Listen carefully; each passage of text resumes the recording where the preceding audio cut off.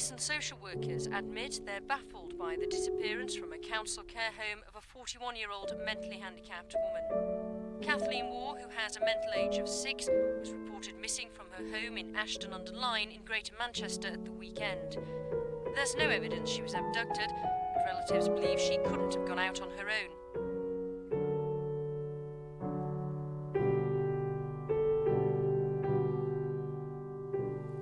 She was that nice, wasn't she, Yeah. Tom? She used to call me Gaga, Michael, Mommy, and Biff. What did she call Lisa? Baby? Whatever. And she used to call me Yaddy. Yaddy.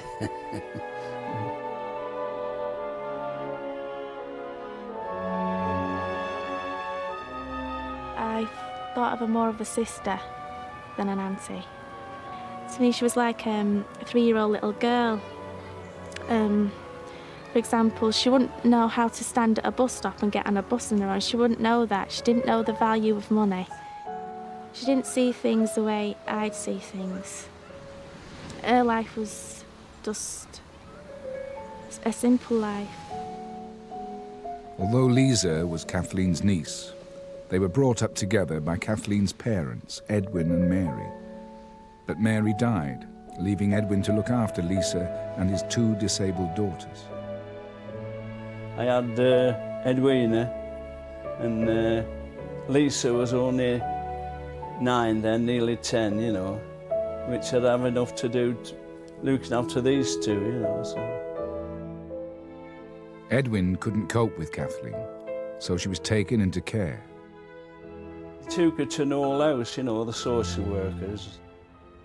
They said she'd be all right there while they got better, which she didn't. And when she died, they said it was better if she stayed there. Knoll House was a care home run by Tameside Council in Ashton-under-Lyne. In this film, Kathleen's story is told by witnesses, while actors reconstruct some of its events. Kathleen went to Knoll House in 1984 and lived there for 7 years before she mysteriously disappeared. She had a flat in the home which she shared with another resident, Agnes Pashley.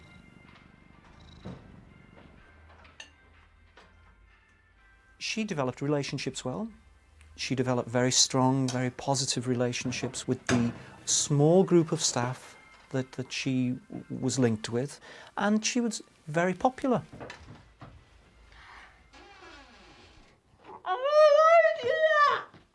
Kathleen had her moments. She got very angry on occasions, and it was sometimes difficult to sort of find out what the problem was. She'd lived at home with Mum and Dad for a number of years, and the transition was quite difficult for her, as it is for a lot of people moving into that sort of environment. So she was quite unsettled.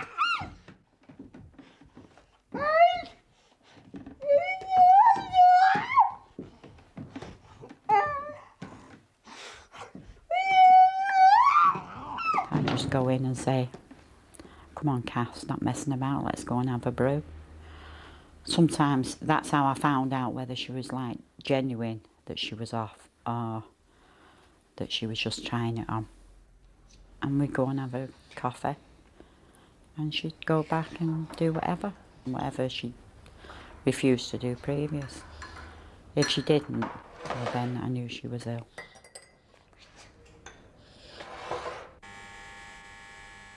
Just after midnight on December the 27th, 1991, the security alarm went off at the fire door outside the flat shared by Kathleen and Agnes.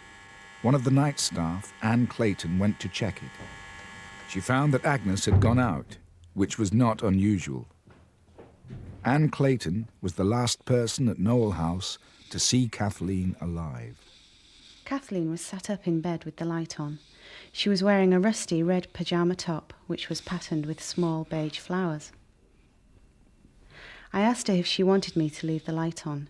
She made an agreeing gesture to me. She does not normally communicate by words, and I took her gesture to mean she was comfortable.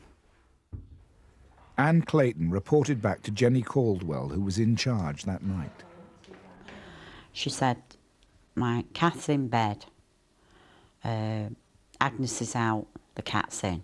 And just then the alarm for the back door went off again, and she just turned and said, "Oh bloody hell, I've just been in there," and went back straight through, and Bernadette went behind her, and the security light had gone on as well at the back, which happened if somebody went out through that door. And I said, "The security," so she just, that was me. She'd actually gone outside to see if she could see anybody.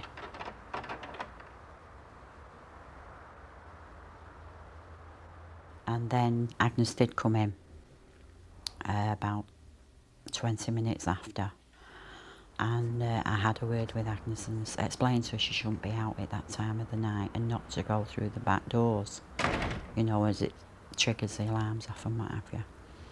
And I asked the night staff, would they go and check her that she had got into bed, and got undressed and got into bed, which they did while I was there.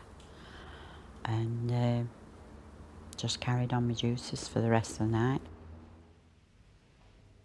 You could hear more or less every single sound. But it's like being in an empty house, and it being such a big building, it echoes. And the fire doors, they're on that spring, and because they're on that spring, they just automatically slam. You got to know the footsteps. You got to know which side of the building it was on and what have you. And you could more or less say, that's such a body going to the loo.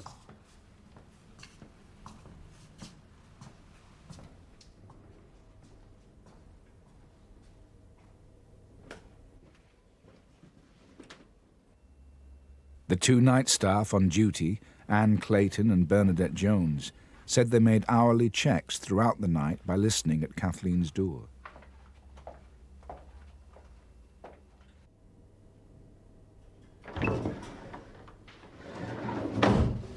But shortly after 9 next morning, they discovered Kathleen Waugh had gone. We all just sort of went mad, you know, like jumped up, left everything.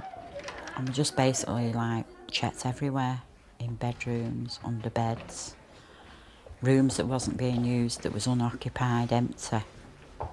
We just went right through the building.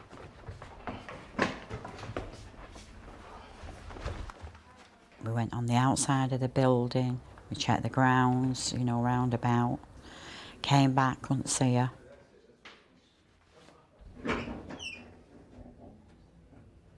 I was phoned by Jenny on Saturday morning, around about 11 o'clock in the morning, and immediately went in, and Jenny basically said that Kathleen had gone missing. I immediately went in the car and went to Knowle House to see what could be done, you know, and what was happening. And expected any moment for her to be found to turn up again, you know. None of us wanted to go home. We just wanted to be there, you know. We just expected Kath to come back, and we get a phone call and she'd just appear.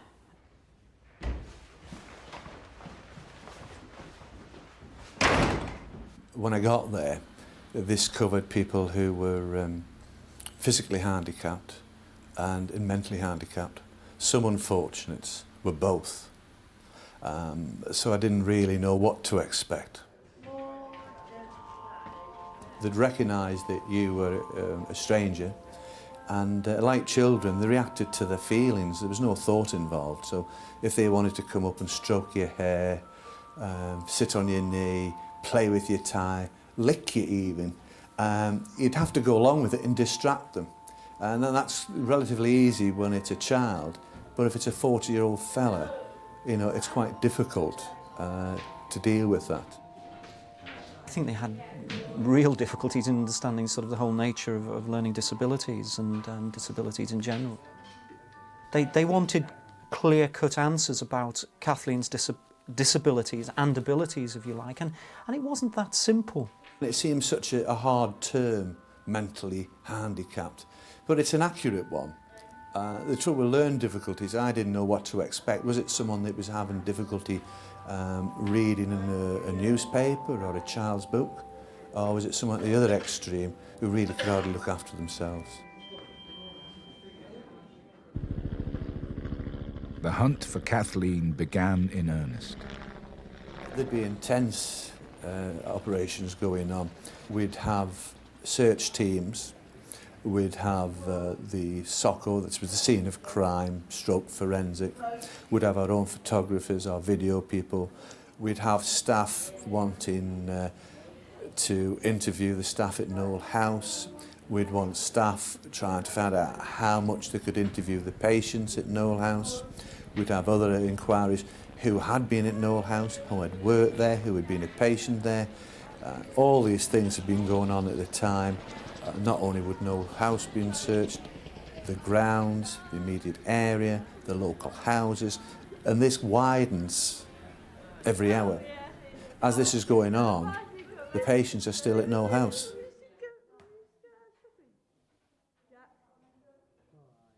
Kathleen, when she used to get up in the morning, tidied her own bed. She had like a cover, you know, which went over the bed. The corner was turned back as though she'd just got out of bed or made the bed, you know. It was reasonably tidy how Kathleen would leave it. Nothing seemed disturbed or anything. There was a cup of tea that Kathleen had had the last night in Knoll House, and that cup remained at the side of the bed for maybe 4 or 5 days after. Initially, we were asking ourselves, could she have left the home on her own, or would she have to have someone assist her? Would she have been capable of forming the intent to leave the house and go wandering off? We looked at that. We said, no, not like this lady, certainly not, you know. And then we had to explain, like, that there was no way she could get to Ashton. I didn't want to devalue the lady and say, like, you know, all the disabilities. So I said, like, there was no way this lady would have got to Ashton. She couldn't speak. She couldn't have got on a bus. She couldn't have just walked to Ashton. Was there an opportunist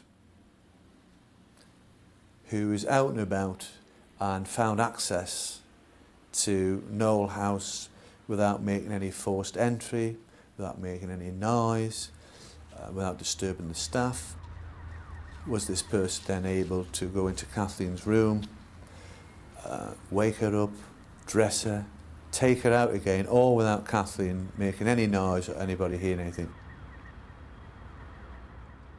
Security basically was appalling, absolutely appalling.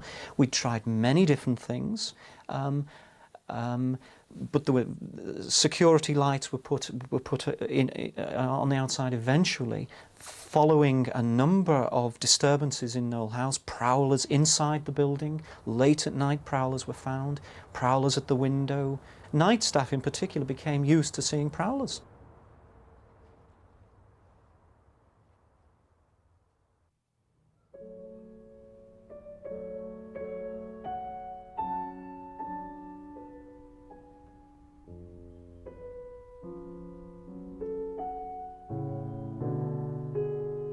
As local news picked up the story of Kathleen's disappearance, reported sightings of her began to come in from all over the country. There were over 150 in all, 70 of them in Ashton. The police took 2 or 3 of them seriously, particularly one that occurred here, where local news reported Kathleen had been seen with a man. The Knoll House window cleaner recognised Kathleen and later identified her from a video. But eventually the police were to discount all the sightings. There's a girl that's missing from home at winter. We know she's in her pyjamas. It was an extremely cold winter, and you know with hypothermia that you're on a clock You've got to find that person if they're unconscious or they're injured before hypothermia takes over. So that's the start, and it just goes on from there.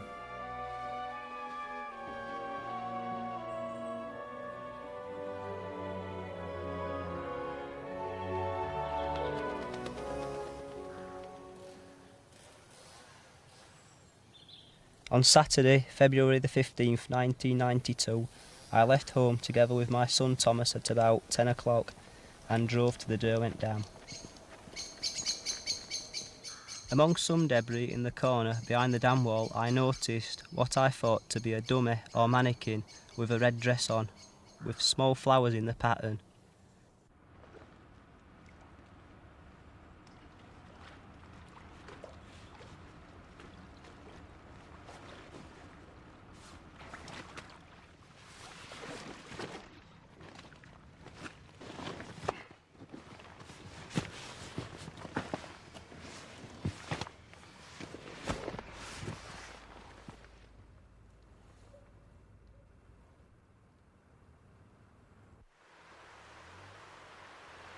It's always unpleasant to find a body.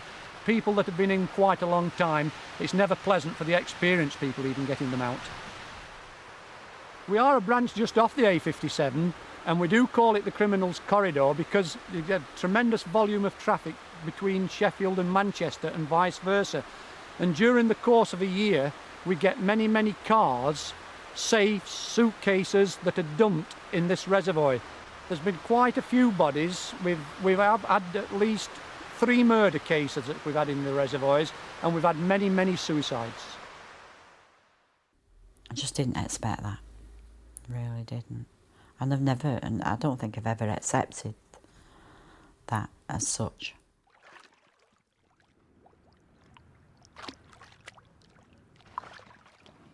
I don't think I realised she was dead. I think for a second it was, why would she be in a reservoir? And then I realised, and then I got upset. Initially, it may sound strange, but you're pleased. A certain amount of relief. You're pleased in the sense that here is a tremendous source of information, a tremendous amount of forensic evidence, other possible witnesses. You're relieved that it's come to an end. You found for Kath. So many unanswered questions. I think that was it. Just when did she die? How long after leaving Knowle House had she been murdered? Had she died at Knowle House? How did she get out of the building? All of these things did and still do constantly plague you. The first information police learned from the body was that Kathleen was wearing her trainers with the laces tied, yet she had last been seen in bed. Kathleen couldn't tie her own laces. Someone had taken her from Knowle House. Someone had taken her to the reservoir.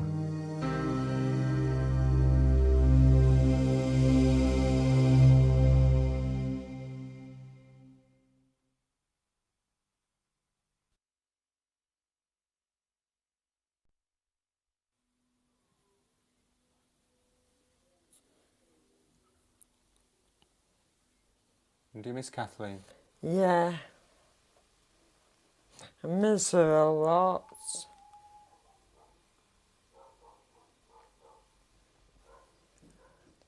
But we thought somebody had spoke before now, you know.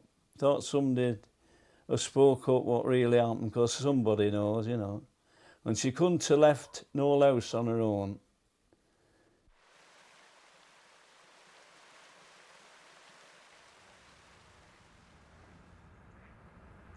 You find a body like we did Kathleen's. It's in the water. The clothing hasn't been disturbed. There's no obvious signs of violence on the body or against the clothing. So there's nothing screaming out at you what the cause is. You're then relying on the forensic people and the pathologist in particular to tell you what the cause of death is. And that's what dictates you, this is a murder, a suspicious death, etc. Now, without their information, it's just everyone's personal guess. The police were to be disappointed. The post-mortem found no evidence of any injuries, and because of the length of time she'd been in the water, no way of determining the cause of death. Intriguingly, traces of 2 drugs were found in her bloodstream, which had never been prescribed for her: the sleeping tablet, temazepam, and amitriptyline, an antidepressant. The level of amitriptyline appeared to be high. The problem with amitriptyline is that as the body deteriorates after death, that amitriptyline diffuses around the body and can spread from the tissues into the blood. And so therefore it's simply not possible to say whether that drug had indeed contributed significantly to her death or not. The presence of the 2 drugs in Kathleen's body raised the question of the security of drugs at Knowle House. Now, the true state of affairs at the home began to emerge. Closure of long-stay hospitals meant that people with severely disruptive behaviour were having to be housed in institutions in the community. In Ashton, they were concentrated at Knowle House. The place became unmanageable, basically became unmanageable. There was daily violence there towards more vulnerable service users and towards staff. What began to happen as people being unsettled in Knowle House and the level of aggression and violence increased was that furniture was destroyed, literally destroyed. People would pick tables up and throw them across the room. Police were called on a regular basis, so it became obvious when I came in post in 1987 that the place had to close. The manager of Knowle House had left just 1 month before Kathleen's disappearance. Because of the closure plan, a decision had been taken not to replace him. I made a judgment at that time that we were at the point of closure. We were very near the point of closure. And clearly, we weren't going to be recruiting an officer in charge because he wasn't going to have anything to be in charge of. So at the time of Kathleen's disappearance, no one had overall responsibility. The home was being run by 3 deputies, one of whom was Jenny Caldwell. They were supported by Steve Baxter, who also had to oversee 2 other homes. I was personally under a lot of pressure from the director to make savings. We were very overspent, not just at Knowle House, but within the Learning Disability Service. And there was tremendous pressure upon the director and upon the Social Services Department to make savings. And I suppose at the time I agreed with it.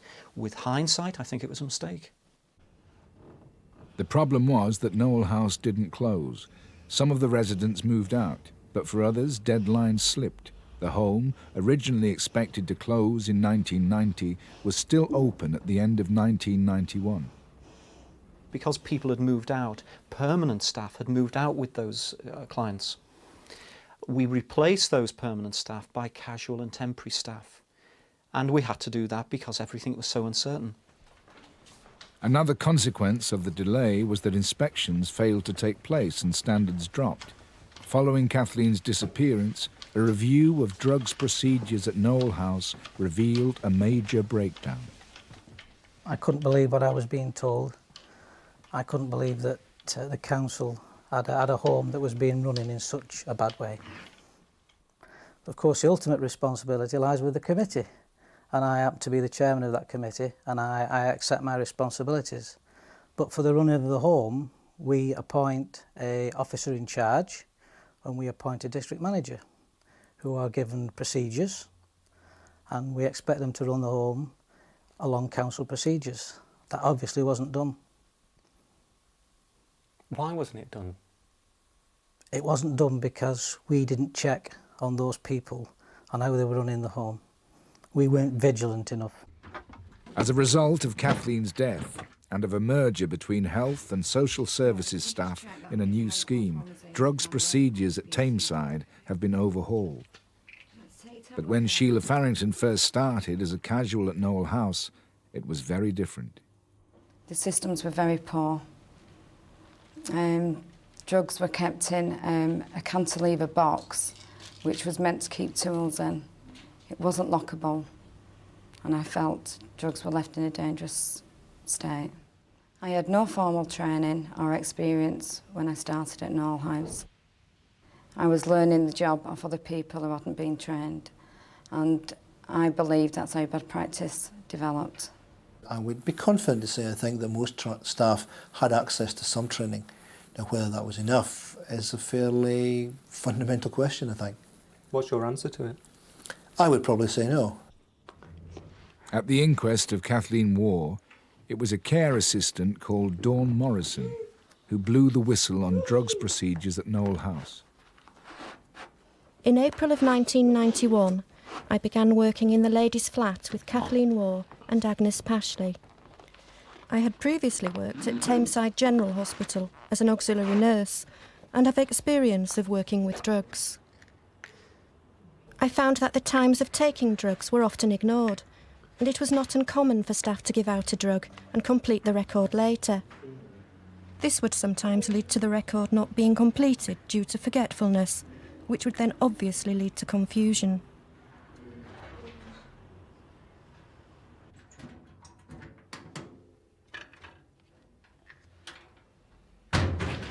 Then Dawn Morrison made a startling allegation against Deputy Officer Jenny Caldwell. I have been present on 3 or 4 occasions in the past 12 months, when Jenny has gone into the flat and given Kath Lagactil when she didn't appear to need it. When I have questioned it, Jenny has said something like, "If she gets a good night's sleep, it will do her good." I believe that the real reason is to give the staff a quiet night and not for Kath's welfare. But I knew if I protested too much, I would jeopardise my position. I think that Dawn Morrison has exhibited a great deal of courage in terms of actually identifying what she saw was a problem, trying to bring it to the attention of management and not getting a lot of support in so doing, and actually standing by what she said. Was it ever corroborated? It was, I mean, I can't actually say indefinite that it was corroborated, but I think there's enough evidence to suggest that it was, her account of what was going on was fairly accurate. Dawn made that allegation. I don't know why. I don't know why she said it, but it certainly wasn't true. I've never given Kathleen Lagactil when she didn't require it. I would give Kathleen Lagactil at the last resort. Not when that would be when I felt that she was going to endanger herself. Dawn Morrison told the inquest that against proper procedure, drugs for the flat were kept in a wardrobe in Kath's room. Agnes was prescribed amitriptyline, the drug found in Kathleen's body after her death. Both women hated taking pills, so it was felt that there was no danger of them helping themselves to the drugs. The exception to this storage procedure was Kathleen's Lagactil, a strong liquid tranquilizer which was kept in the office storeroom. I was very shocked to hear that a deputy had been accused of doing something like that. I checked the Lagactil against the signatures on the medication sheet and they didn't correspond. There could have been several reasons for the dosage not matching the signatures. Kathleen would sometimes knock medication out of members of staff's hand, but we had no way of recording that. So you would only record a 10 ml dosage, when in fact you could have tried 3 times to give that medication. What I remember is just opening the door this particular morning, 12th of March, 8 o'clock-ish in the morning, and Masterman and other police officers was there, well, detectives, and saying that they was arresting me for the murder of Kathleen Waugh. Lagactil was not the drug found in Kathleen's body, nor was Jenny Caldwell ever alleged to have given other unnecessary drugs, but nonetheless she was taken to Ashton Police Station. During the interview they told me that they'd found amitriptyline in Kathleen's body. And that's more or less what she'd been killed with. I was then taken back down to the cells and told that I would be interviewed later on that day. I just felt that I was never going to get out of there. I just felt that was it, I was there, and that was the end of it. I'm totally convinced that Jenny Caldwell had nothing to do with Kathleen's death. Totally convinced. But the police had another reason for suspecting Jenny Caldwell. A month after the disappearance, under further police questioning, the two night staff on duty, Anne Clayton and Bernadette Jones, revealed that there had been a fourth person present at Knowle House on the night Kathleen disappeared. Further to my statement, dated December the 30th, 1991, I would like to add that I forgot to mention a man called Ian Mills, who visited on Friday the 27th of December 1991. He came to Knowle House about 10 p.m. and stayed about 45 minutes in all. Ian is a regular visitor to Knowle House, but I don't think he should be visiting. I don't really like him and I find him overpowering. He was talking to Jenny Caldwell in the lounge. I can remember saying to Jenny and Bernadette, who were in the lounge, "Oh, is he going?" Ian Mills was a former care assistant at Knowle House whose contract with Tameside Social Services had not been renewed. Both women said the reason they'd not mentioned Mills before was that Jenny Caldwell had asked them not to. At the time, I didn't feel as though I was covering anything up. I was never asked about Ian Mills. In the statement I made for social services, we talked about it, me, Anne and Bernadette. I said, do you think we should mention Ian was in the building? One of the night staff just turned around and said, we seen Kathleen afterwards.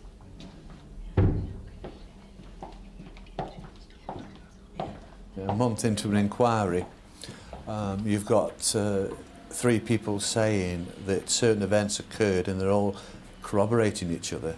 Then all of a sudden you find out it's wrong and there was a fourth person present. Obviously you ask yourself the question, why? Why didn't you say the day after that Ian Mills had been in the building? Because I was never asked by the police who'd been in the building prior to Kathleen's disappearance. It was only when was Kathleen last seen. Well, it made me feel extremely angry. That we have a duty of care, and that duty of care is not only the local authority and myself, but all the managers and all care assistants. I mean, it goes through that. And to not tell the truth in a major event, we had a young woman who had been missing by this time in 2 weeks, and for staff not to tell the truth was unforgivable. The case against Jenny Caldwell never came to court. Criminal charges were dropped for lack of evidence. But for withholding the information about Ian Mills and for breaches in council practice, notably the allegation that she'd given Lagactil inappropriately to Kathleen Waugh, Jenny Caldwell lost her job in November 1992. At the inquest, the coroner recorded an open verdict. The evidence heard there had been a damning indictment of Tameside Council and the quality of care at Knowle House. In his closing address, the coroner said, "It is impossible for this court to find solutions. I hope someone, someday, will find that person who has a dark secret and bring them to justice."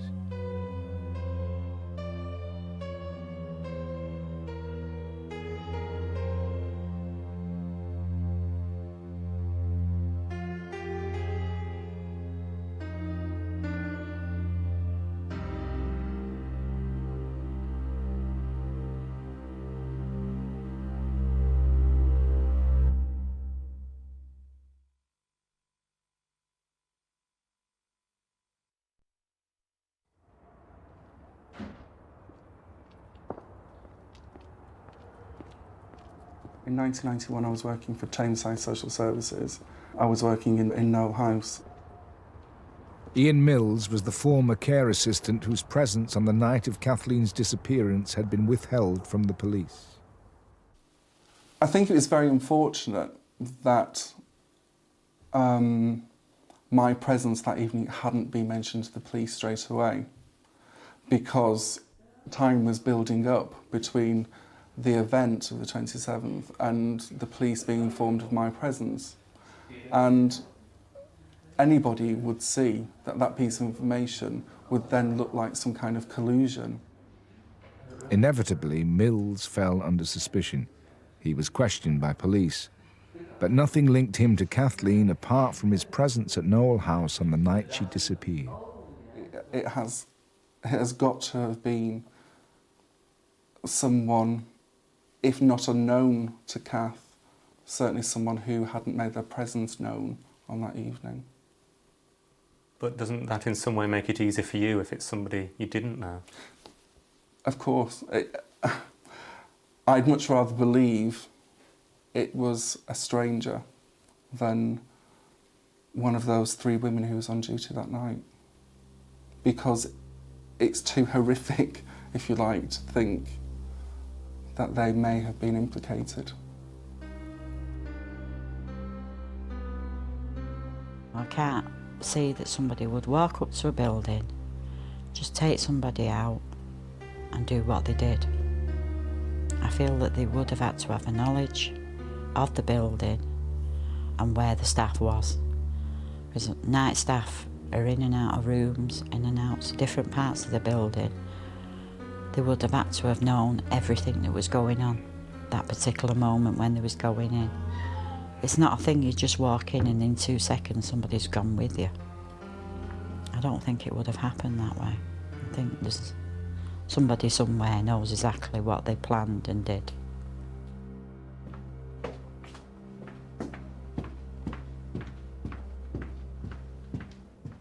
Was it someone who had got knowledge of the procedures at Knoll House and knowledge of Kathleen? Were they a person like that? Were they involved in Kathleen's disappearance? As a personal view, that's mine.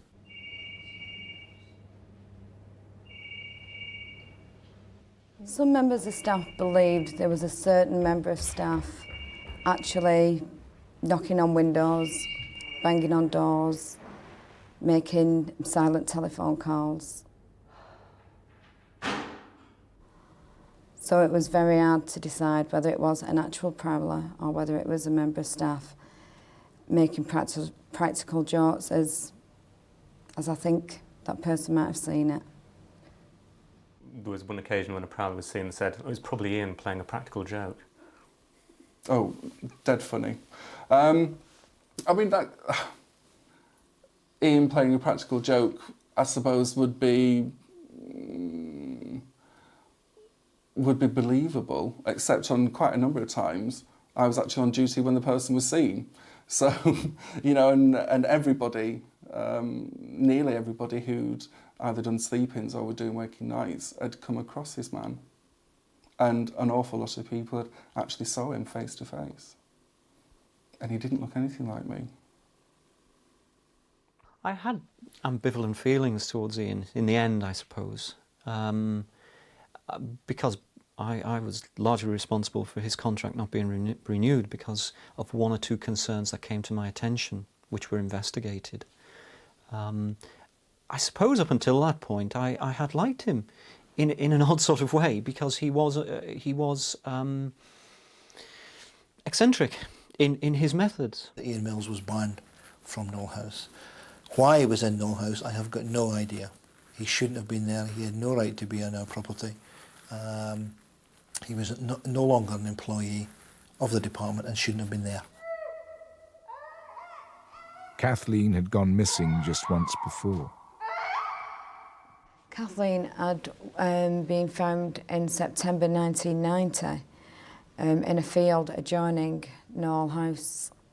She was found in just a nightdress, no slippers or underwear.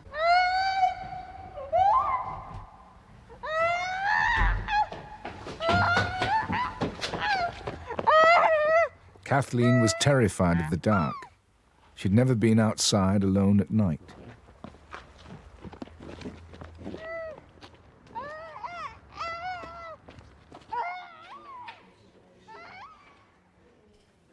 The incident called into question the management of Knowle House. Kathleen was brought inside and given a bath.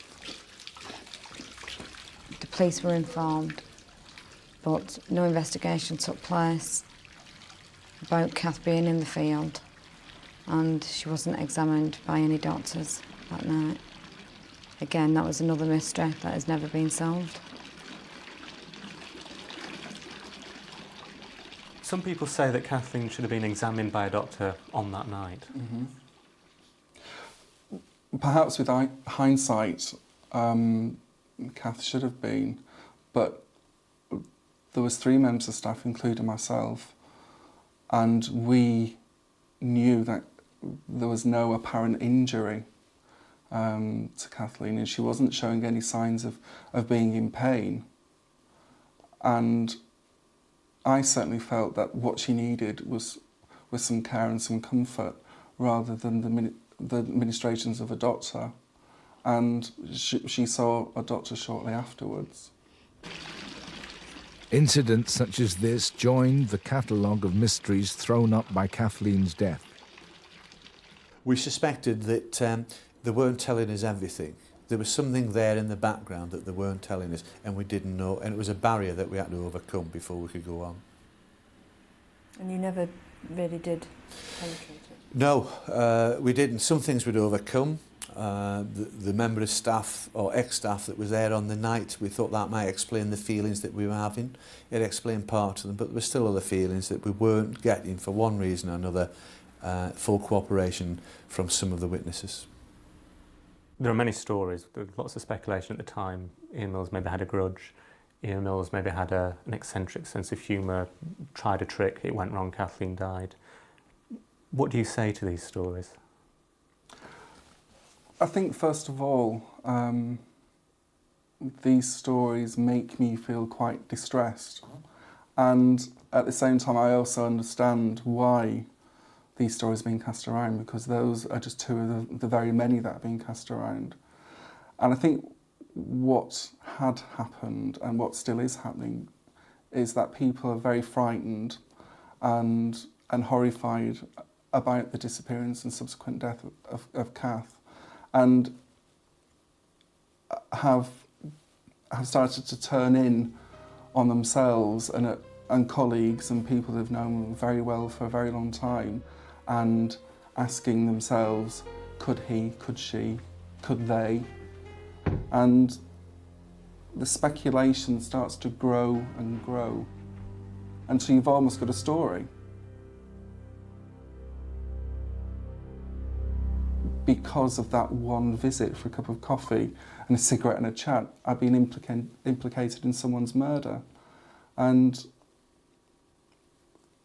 I find it very, very difficult to believe that people who know me might think I was involved in that. And I still can't get past my horror of people wondering. And they're all wrong. They're all wrong.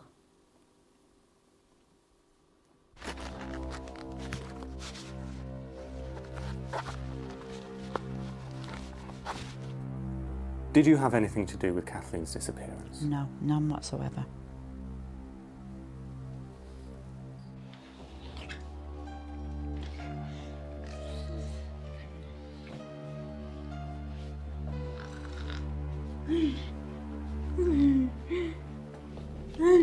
But I decided to go because the final straw had been Kathleen's death. That had just sickened me beyond all understanding. It just basically destroyed my confidence as well. And I blame myself, as most human beings probably would, where they were in a position of responsibility or had any contact with Kathleen or Knowle House, as I did have.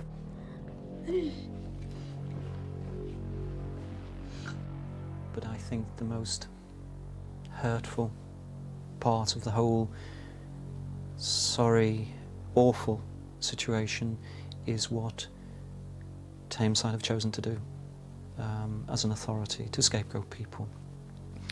And by doing so, focusing upon themselves and covering their own backs to the exclusion of Kathleen's family, to the exclusion of Kathleen's memory, and to the exclusion of staff who gave a lot to Tameside.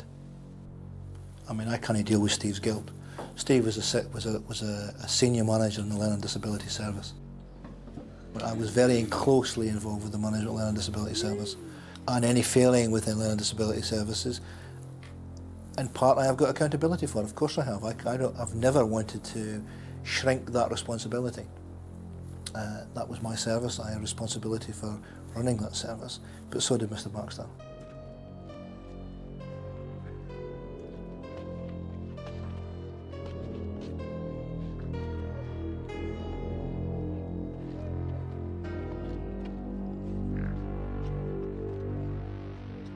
You're disappointed with yourself that you've not done it. You're disappointed with your own team, and yet you know that they've been very committed. They've worked extremely hard, and it's not a criticism of them. It's just one of those feelings, that you get when you see something like this.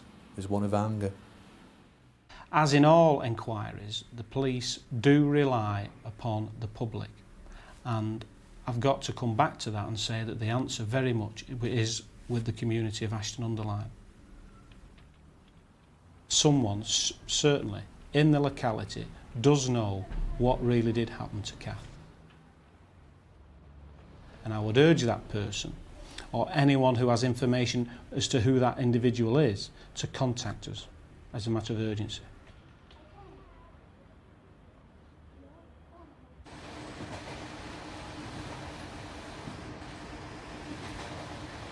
I've got two daughters. It's so easy to get personally involved, and particularly when you're dealing with someone really who's a defenceless child. Although she was a woman by age, mentally she was a child. She was a 4 to 6 year old. It's someone that society should be protecting and guarding and helping to look after her. So when something like this happens, it affects you more than another type of death.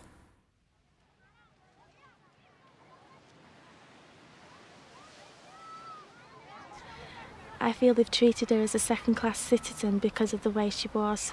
Maybe if it was me, for example, I mean, I'm 21 and I'm normal, whatever you want to call me. Maybe they would have treated it differently. Maybe they would have investigated it more, worked harder. I feel as if they've not tried hard enough. They could have always done more. And maybe if they had done more, then they might have found out what happened.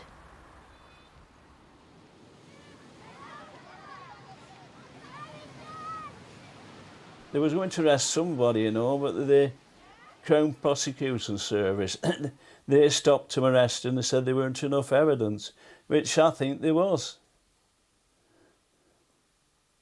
What do you feel, Edwina, now? I feel better. I think they should have arrested someone by now. It should be over, shouldn't it? It's about time they arrested someone.